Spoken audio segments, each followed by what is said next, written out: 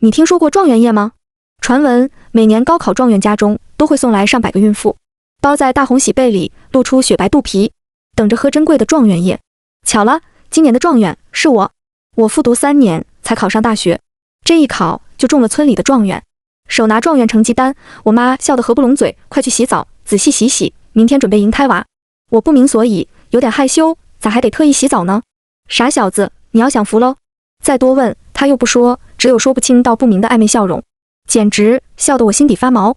第二天，我早早起床，发现家里来了好多人，都是男人。小辉，这是咱们村养猪场的厂长朱二伯，承包果园的李叔，平时不常来串门，你可能脸生。一屋子肥头大耳的中年男人，在狭小的客厅里坐成一圈，将我围在里头。我妈叫我挨个点烟倒茶。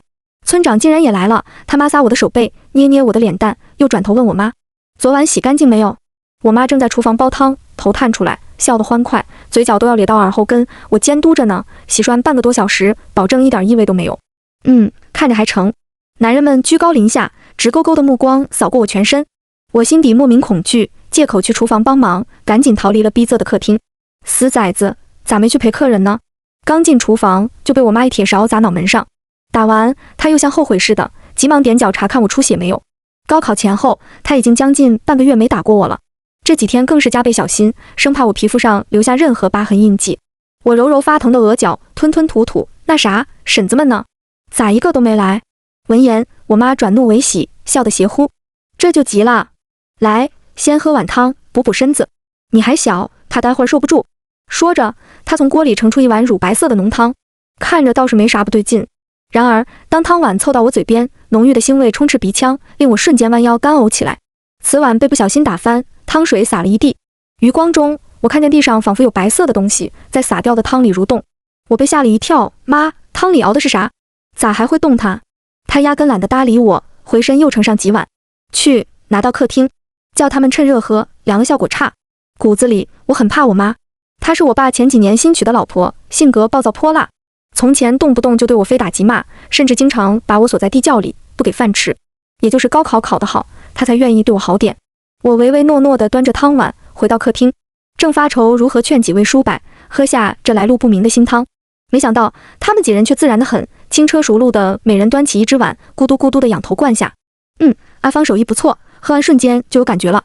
村长一双绿豆眼直发亮，露出诡异的兴奋神色，朝我招手，来，小辉，俺们村的新科状元郎，过来过来，坐叔腿上。啊，我这么大个人了，150斤，坐他腿上，害臊啥呢？快过去啊！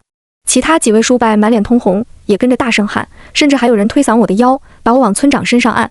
就在我挣扎的时候，突然传来敲门声，只听门外传来一道女人激动的嗓音：“方婶子在家不？俺带自家媳妇来了。”像是约好了似的，屋内男人们齐齐噤声，一个挨一个，猫腰驼背的躲进里屋。我妈眼见他们藏好了，热情地朝门外喊：“哎呀，在家在家！小琴身子干净没有？放心，干干净净。一大早背心裤衩子啥的都扒了，就等着头一滴状元液呢。”成，小辉去开门。说完，只见我妈在小本子上一笔一画地写下：第一只小琴。小琴姐跟公婆住在隔壁，人美心善。从前每次我被打得皮开肉绽，她都会偷偷过来送点膏药，鼓励我用功念书，争取有一天考进城里。我高兴地跑去开门，只见小琴被2个壮汉抬举，身上裹着条大红喜被，而喜被中央剪开的大口子露出她雪白的肚皮。头一回见到这等诡异场面，我正愣着，耳边传来小琴姐的声音：“小辉，恭喜你高中状元。”我抬头去看，却发现她今天化了个大浓妆，脸涂得比墙腻子都白，嘴唇鲜红厚实，笑起来简直像个吃小孩的恶鬼。我不敢多看，开门把她请进屋。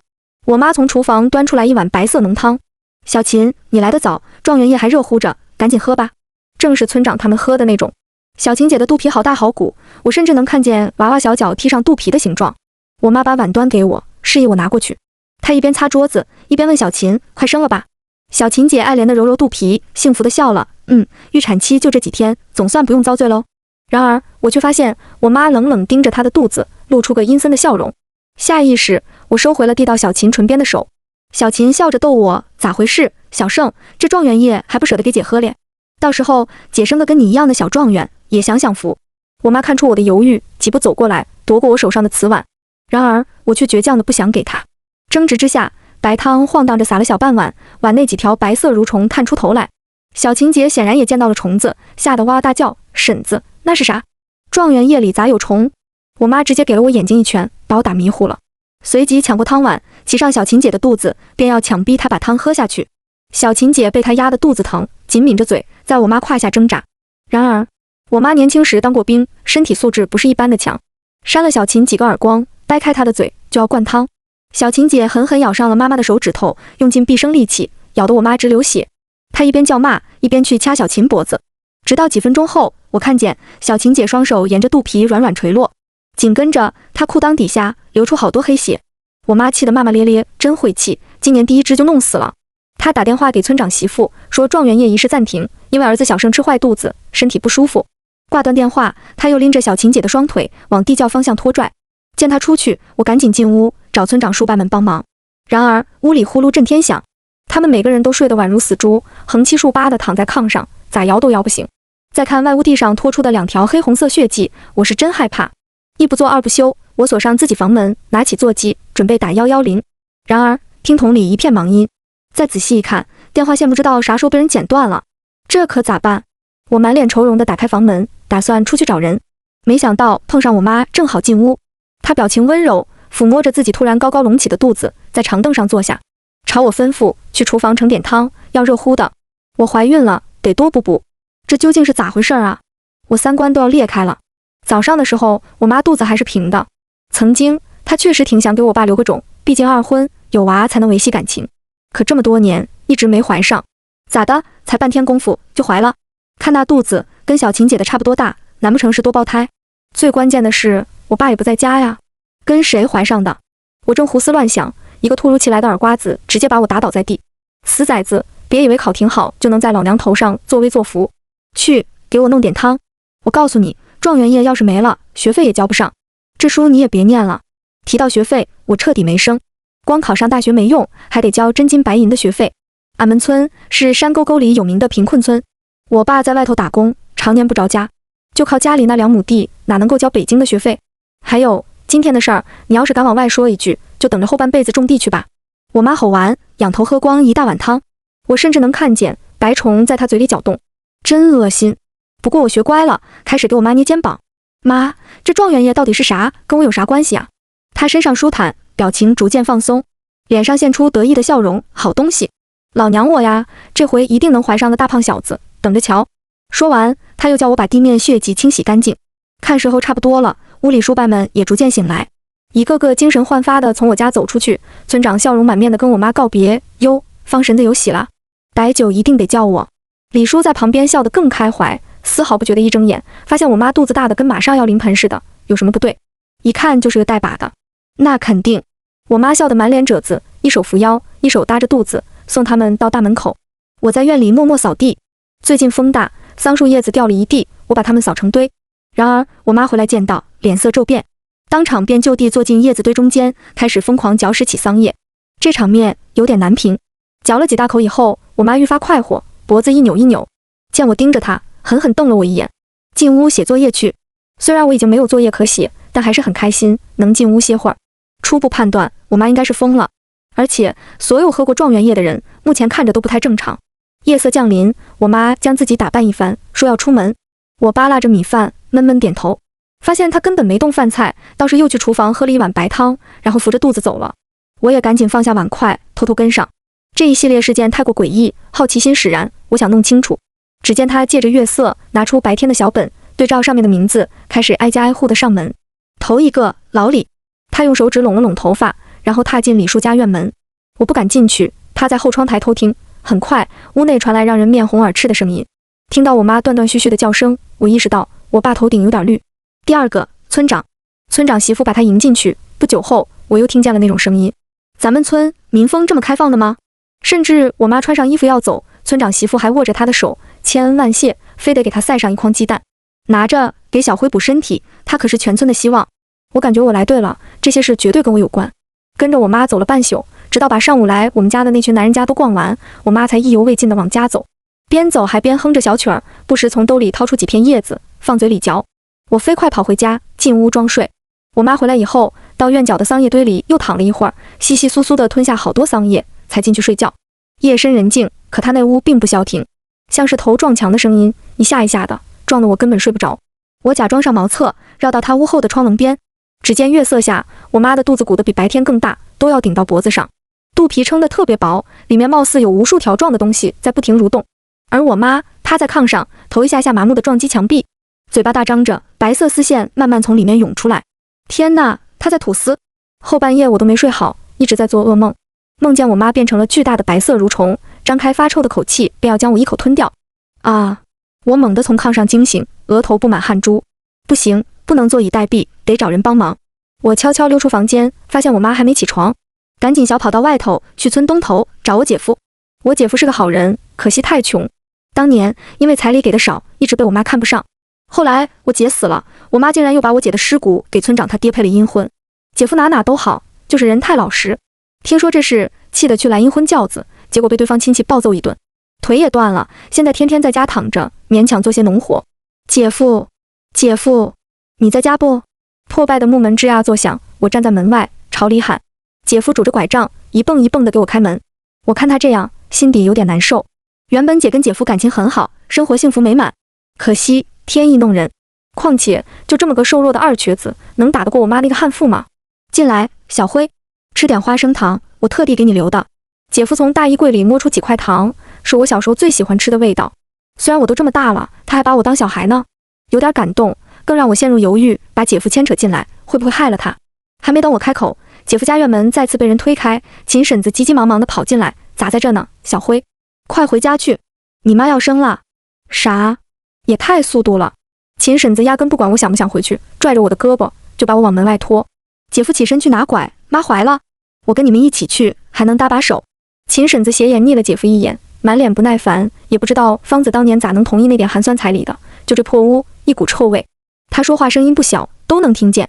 我打量了一圈姐夫的小院，也不脏不臭啊，确实是没啥家具，不过姐夫勤快，打扫得很干净。又尴尬地看了眼姐夫，他倒是没什么表情，也没还嘴，只是沉默地一瘸一拐跟着我们。很快就来到我家，秦婶子直接把我推进我妈的房间，还没等我反应过来，她竟然从外面锁上了房门。我拍了2下门板，根本没人搭理。有病吧？难道要我来给我妈接生？没辙了，我走到炕前，想去看看我妈现在咋样。不料刚坐上炕沿，原本昏睡的我妈突然发出一声大叫，吓得我差点尿裤裆。紧跟着她不断发出类似电视里生孩子的那种惨叫。我递给她一条毛巾，让她咬着，然后突然有了个主意。我在她耳边问妈，说到底状元夜是啥？我妈不理我，在床上打滚，继续嘶吼。我狠狠打了她一巴掌，不说是吧？信不信我待会儿把你的孩子摔死？她面色微变，随后嗫嚅着嘴唇，玉蚕庙，玉蚕娘娘要每年上供状元郎。说完这些，她便白眼一翻，没了气息。我往她身下看，哪有什么孩子？密密麻麻的蚕宝宝从她裙子底下爬出来，很快铺满炕尾。我冷冷朝屋外喊，生了。门被一把推开，映出村长满是皱纹的老脸。他一进屋，见到这么多桑蚕，脸色大变，忙转头问我，面色凝重，小辉，喝状元夜那天是不是出事了？现在我妈死了，也没啥好瞒的。我点点头，带大家下到我们家的地窖去。里面小晴姐的尸身已经开始腐烂，不少蚕宝宝跟着爬到地窖里，疯狂啃食她的身体，而她的腹部却空掉一大块，像是被人硬生生挖走的。村长见状发出冷笑，我还合计芳子肚子那么大，是我的种，如今看来是剜了死人肚皮借的胎魂。秦婶子瘫软在地，干嚎不止，作孽呀！我家儿媳妇本来怀的是个大孙子，刘芳你个黑心贱妇，要让我断子绝孙呐！她一边嚎一边骂，末了突然想起什么，站起身，垫脚揪住我的衣领子。小辉，你妈害死了我家媳妇和孙子，你得给我赔。状元多有出息，肯定能挣不少钱，怎么突然还扯上我了？面对这种老泼妇，我真不知道该说什么好。这时姐夫走过来，先安抚地拍拍我后背，随后把村长和婶子叫到一边，跟他俩嘀咕着什么。我只知道姐夫说完，他俩眼珠子都亮了。村长转身爬出地窖，临走深深看了我一眼。咱们小辉是状元郎，光宗耀祖的大好事，今晚好好洗个澡，明状元夜仪式继续。等他们离开，我赶紧拉住姐夫，问刚才咋回事。姐夫把拐杖放上炕沿，说我跟村长提议，明天继续给大家发状元夜。村里的规矩，想喝状元夜得交钱，这个钱正好补贴给小秦婆家。我忙点头，不错的主意。不过一个个打哑谜似的，都快把我给急死了。姐夫，莫非你知道啥是状元夜？他摇摇头，不知道。不过就是因为不知道才要办。明天我们要借着这个机会找出你姐当年那事儿的真相，还得是姐夫。我立刻充满斗志。事情要从很久以前说起。我姐跟姐夫本是青梅竹马，姐夫父母在城里打工，后来工地出事，他俩都意外死在里头。从此姐夫成了孤儿，我姐反倒对他更好，不离不弃。到了适婚年龄，便执意要嫁给姐夫。我妈最初坚决不同意，然而姐姐主意大，偷偷怀上了姐夫的娃，我妈只好松口。因为这事，我妈没少打我姐。在我的印象里，她身上总是有青紫淤痕，没几块好肉，但她总是笑盈盈地揉着肚子，让我给她的胎娃娃讲故事。乖宝，你有个特别厉害的小舅舅，等你出来，让他天天陪你玩，带你摸鱼捉虾，好不好呀？那时候我也无比期待小外甥的降临。直到我们村出了个状元，村长告诉大家，状元夜能让娃娃打娘胎里就聪慧好学，长大考出去，成为光宗耀祖的大学生，1000块钱一晚。家里有孕媳妇的，今晚赶紧去他家报名，过时不候。家中没儿子的也能报名。男人喝下一碗状元液，补肾健脾，保准下一胎带金吧。姐夫原本想要翻修新房，但他思来想去，还是拿着钱去了村长家。贫穷大山里有学问，是所有农民对能过上富裕日子最大的想象。结果姐姐喝完状元液的当天就死了。按照村长的说法，姐姐腹中胎儿是个贫贱命，承受不起这么大的福气，冲撞了天上的神仙，这是他的报应。那我就想问问，贫穷有罪吗？难道就活该被神仙嫌弃，就活该遭受一尸两命的残忍报应？我永不信命。从此我便开始拼命读书，复读3年，终于高中状元。我跟姐夫一起把小琴姐埋在小河边的向日葵花丛里。小琴姐生前最喜欢这花，说它们永远向着太阳转，又能吃还好看，希望来生她能投胎在城里。据说那里的女人不用生儿子，老公婆婆也会对她好，最好不要再做向日葵，就做其他各种美丽的花吧，不用被人吞吃，也会有人喜欢。第二天一大早，村长便又领着几个油头大耳的叔伯们来我家。上次我妈做的汤还剩下不少，村长让我加点水就行，继续熬。我表现得相当听话，乖乖在厨房给他们熬汤，同时关注着客厅里的动静。朱二伯在村长耳边小声说，听我家那口子说，小琴没了。村长低声回答，贱命胚子，承受不起神仙福气，喝完就遭了报应。见朱二伯浮现惊恐之色，村长又补充，老朱别担心，俺们喝这么些回了，不是都没事吗？因为咱们都是大好人大善人，而且今天村里孕媳妇全都没叫来，我身为村长得保障大家安全。那残娘娘那头放心，照常进行。村长拍拍他手背，示意他放宽心。我把状元液端上桌，热情招呼大家，叔叔伯伯们来，趁热喝。刚想回厨房，手腕却被村长抓住，他笑得冰凉。小辉，你先喝。我心跳得厉害，生怕他发现什么猫腻，憨笑着装傻啊，我就是状元，我咋也得喝。朱二伯凑过来，将碗凑到我唇边。这汤对男人身体好，相信叔不会害你。看着汤里蠕动的白虫，我强忍恶心，心一横，闭眼张嘴喝了下去。见我喝完，他们哈哈大笑，也跟着端碗。我趁他们没注意，跑进厕所，抠着嗓子把状元液尽量都吐掉。喝之前我数过，一共下肚5条。我把指头伸进喉咙眼儿，给虫子揪出来，再扔到地上，狠狠踩碎。邪乎的东西，害了多少人命！回到客厅，见叔伯们陆续往我家里屋走，估计是跟上回一样，要开始睡觉了。我也喝了那汤，正常反应，我也得睡吧。于是我跟着他们的脚步，也躺在炕上开始装睡。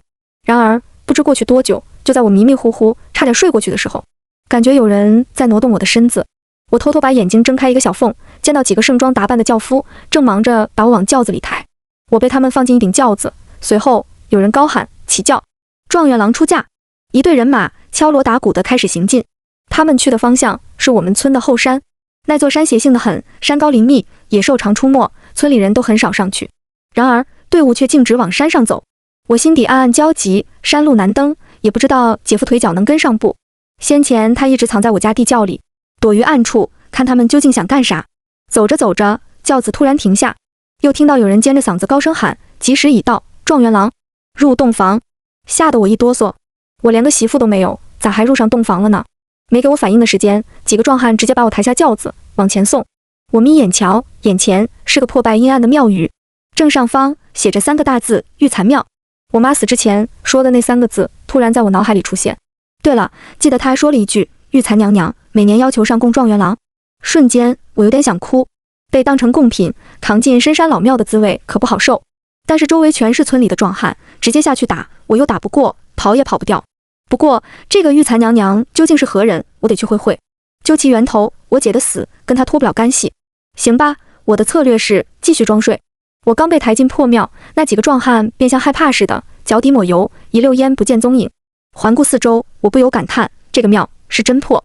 蛛网横结，杂草丛生。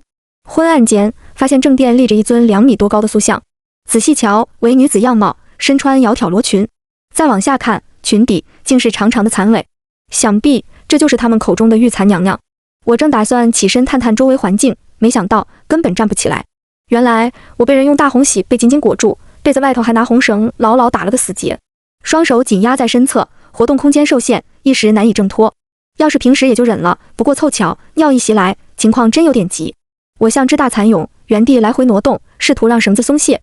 然而就在我专心扭胯的时候，面门突然感受到阵阵阴风，混合着由远及近剧烈的腥臭味，有什么庞然大物在朝我靠近。天色渐暗，庙内几乎伸手不见五指，我吓得赶紧往门口腾挪，可惜速度太慢。眼看着一只巨大的白蚕从殿后爬出，直奔我而来。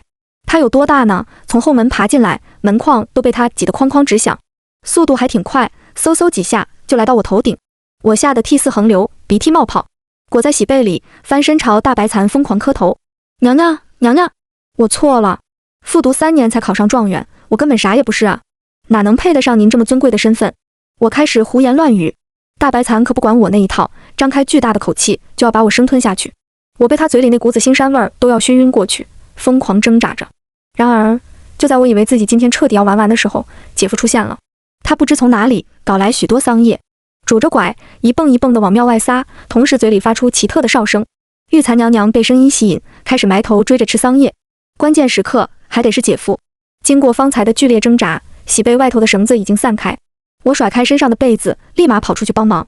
大白蚕速度奇快，3两下便要追上姐夫，可他早有准备，掏出腰间准备的小摔炮往他口气里扔，噼里啪啦一阵响，大白蚕疼得直叫唤。姐夫早已累得气喘吁吁，转身把桑叶袋子扔给我，我接住，继续往山下跑。我们的目的地很清晰，村长家。这个糟老头一肚子坏水，喝下状元液就能怀上大学生，都是他用来骗钱的谎言。我翻进村长家院门，然后开门迎接白胖的玉蚕娘娘。只见村长一家正热热闹闹的喝酒吃饭呢。听村长媳妇开口问当家的今年卖状元液挣了多少，村长吧唧着嘴，眼中满是凶残与贪婪，没挣上几个钱，都是因为小秦那个赔钱货搅了我好事。不过小辉已经上供给玉蚕娘娘，等明天我上山收点蚕娘娘吃剩的尸水，做成状元液去对面村卖卖。我在村长背后猛然出现，拍拍他肩膀，不用明天再特意过去，多累。这不，玉蚕娘娘本尊给你请来了。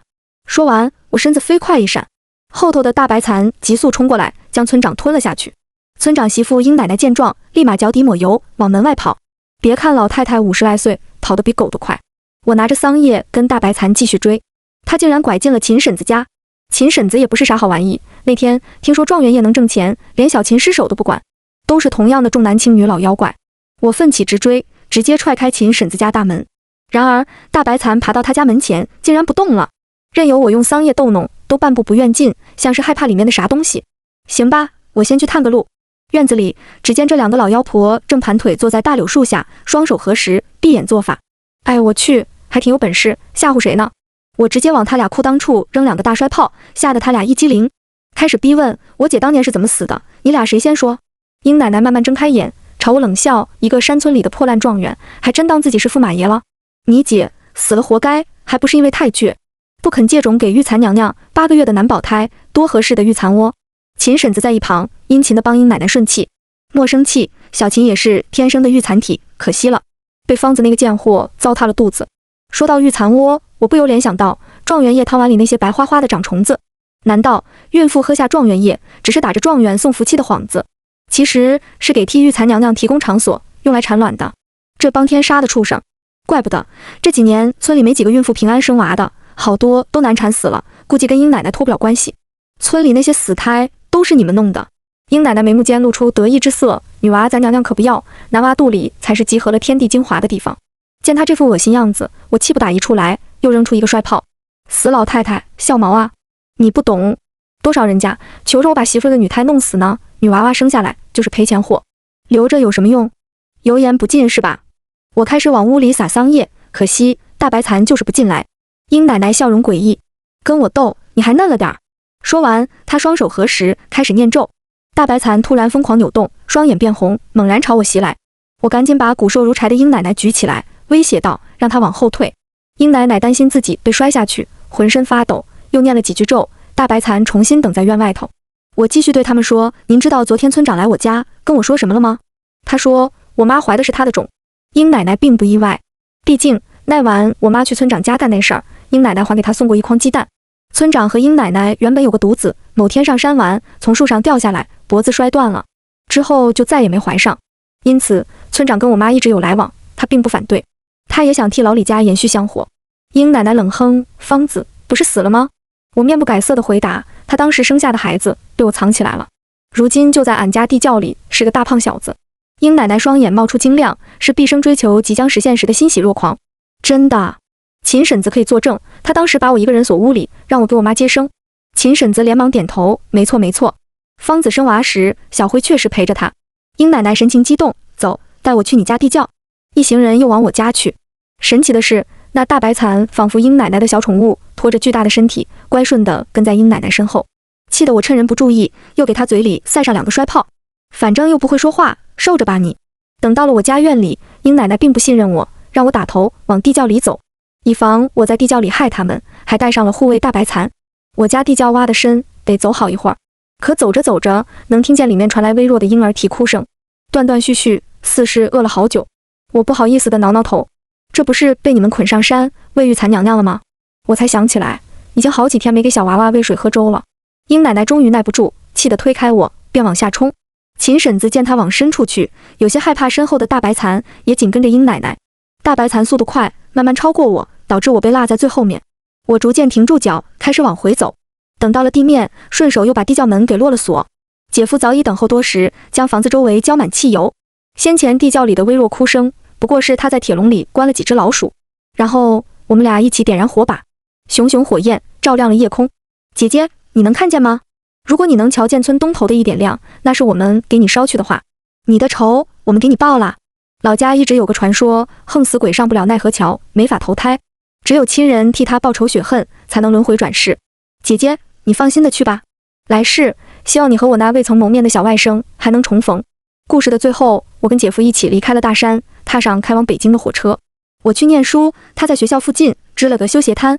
我白天上课，晚上兼职，日子虽辛苦，却平淡充实。